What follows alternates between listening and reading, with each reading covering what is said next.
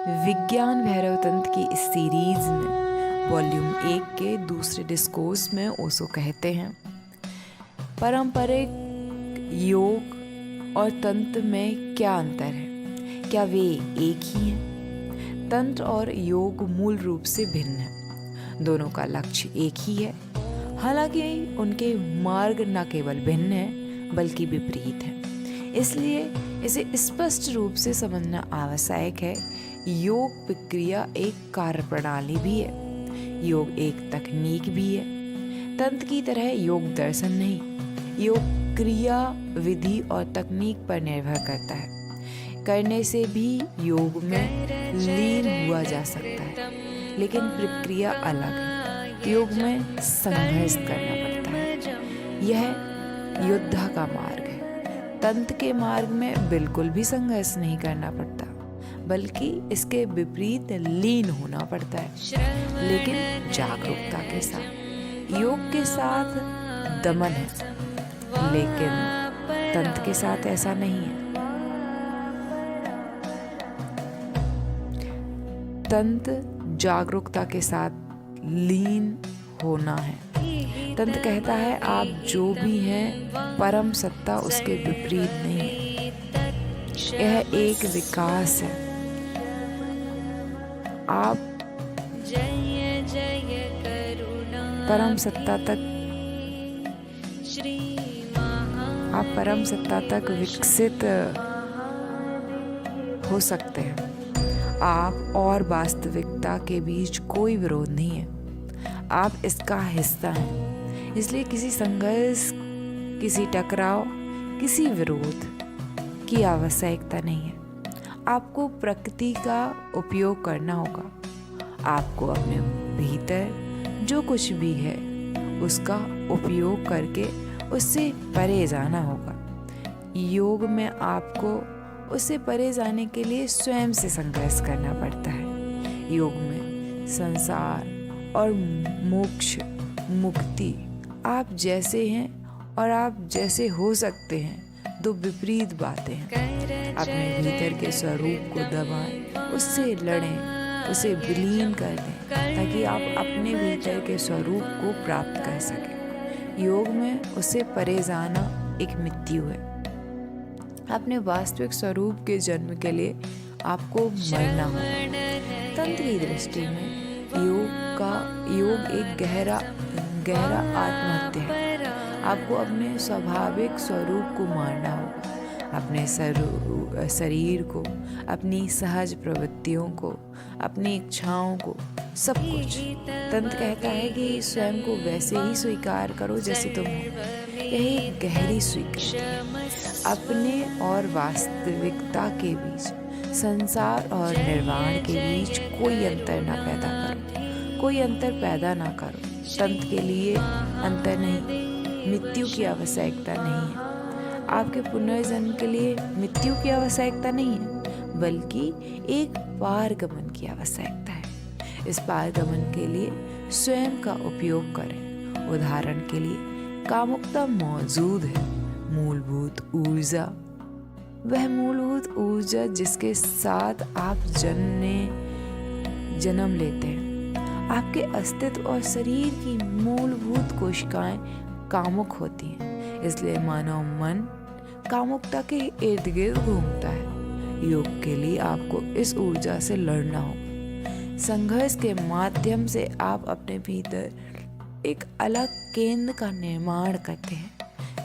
जितना अधिक आप संघर्ष करते हैं, उतना ही आप उस अलग केंद्र में समाहित हो जाते हैं। तब कामुकता आपका केंद्र नहीं रहती। कामुकता से लड़ना निश्चित रूप से, सचेत रूप से आपके भीतर अस्तित्व का एक नया केंद्र उत्पन्न कर देता है, एक नया स्वरूप उत्पन्न होगा। जब कामुकता आपकी ऊर्जा नहीं रहेगी, आप कामुकता से लड़ते हुए अपनी ऊर्जा का निर्माण करेंगे। एक अलग ऊर्जा अस्तित्व में आएगी और अस्तित्व का एक अलग केंद्र बनेगा। तंत्र के लिए आपको कामुकता की ऊर्जा का उपयोग करना होगा। इससे लड़े नहीं, इसे रूपांतरित करें। शत्रुता की भावना न रखें, इसके प्रति मित्र भाव रखें।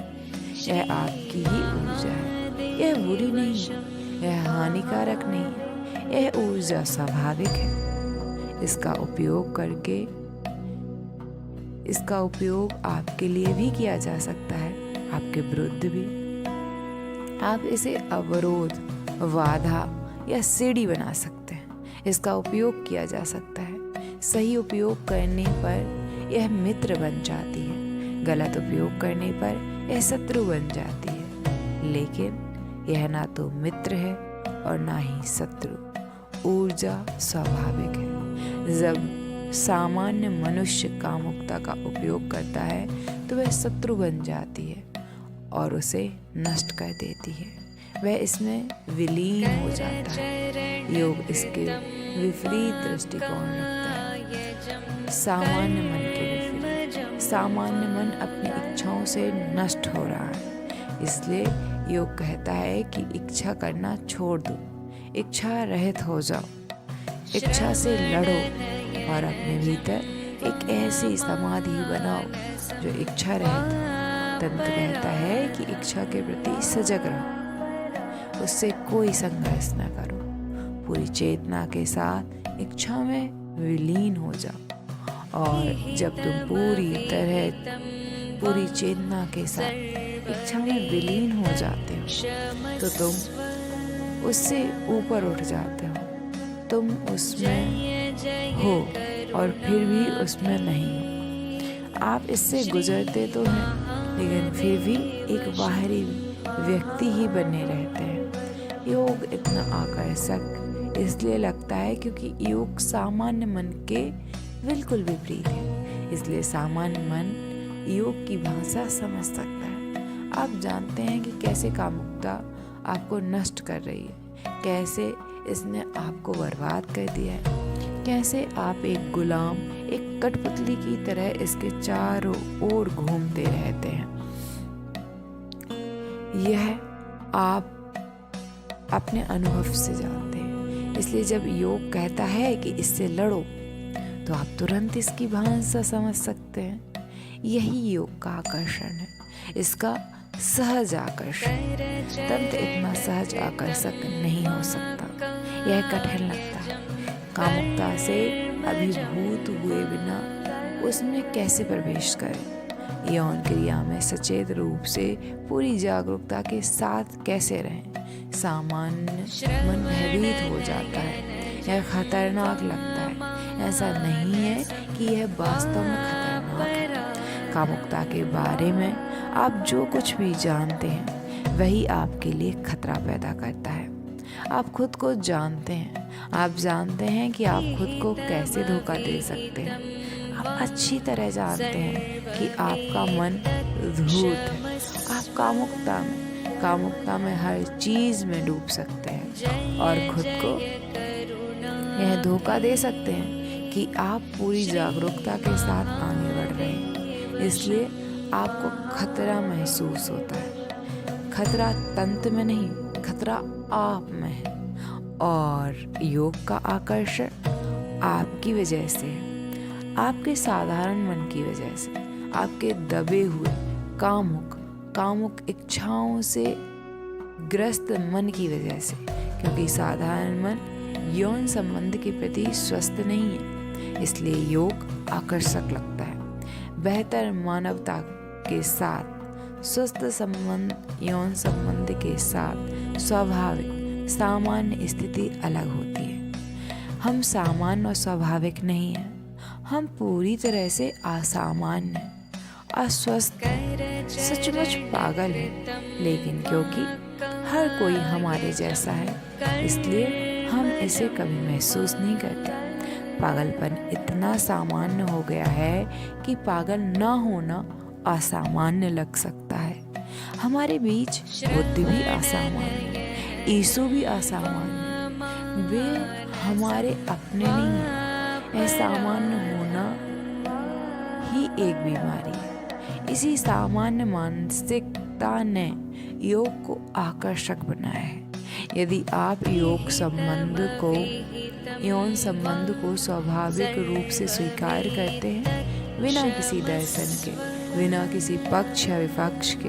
यदि आप यौन संबंध को वैसे ही स्वीकार करते हैं जैसे आप अपने हाथों, अपनी आँखों को, यदि इसी पूरी तरह से एक प्राकृतिक चीज के रूप में स्वीकार किया जाता है तो तंत्र आकर्षक लगेगा, और तभी तंत्र कई लोगों के लिए उपयोगी हो सकता है। लेकिन तंत्र का युग आ रहा है। देर सवेर तंत्र पहली बार जनमानस में फैलेगा, क्योंकि पहली बार समय आ गया है यौन संबंध को स्वाभाविक रूप से स्वीकार करने का समय आ गया है। संभव के लिए प्रसार पश्चिम से हो। संभव है कि यह प्रसार पश्चिम से हो, क्योंकि फ्रॉइड, जंग, रीच ने इसकी पृष्ठभूमि तैयार की है। वे तंत्र के बारे में कुछ नहीं जानते थे, लेकिन उन्होंने तंत्र के विकास के लिए आधार तैयार किया। पश्चिमी मनोविज्ञान इस निष्कर्ष पर पहुंचा है कि मनुष्य की मूल बीमारी कहीं न कहीं यौन संबंधों से जुड़ी है। मनुष्य का मूल पागलपन यौन उन्मुख है। इसलिए जब तक यह यौन अभिविन्यास समाप्त नहीं हो जाता, मनुष्य स्वाभाविक सामान्य नहीं हो सकता। मनुष्य केवल यौन संबंध के प्रति अपने दृष्टिकोण के कारण ही गलत रास्ते पर चला गया है। किसी दृष्टिकोण की आवश्यकता नहीं, तभी आप स्वाभाविक होते हैं। आपकी आँखों के प्रति आपका क्या दृष्टिकोण?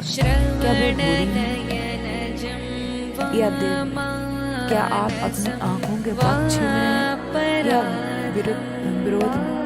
कोई दृष्टिकोण नहीं, इसलिए आपकी आंखें सामान्य। कोई दृष्टिकोण अपनाए, सोचिए कि आंखें बुरी हैं, तब देखना मुश्किल हो जाए। तब देखना भी उसी समस्या का रूप ले लेगा जो यौन के संबंध में। तब आप देखना चाहेंगे, आप इच्छा रखेंगे और देखने के लिए ताकेंगे। लेकिन जब आप देखेंगे तो आपको अपराध बोध होगा। जब भी आप देखेंगे आपको अपराध बोध होगा कि आपने कुछ गलत किया, आपने पाप किया।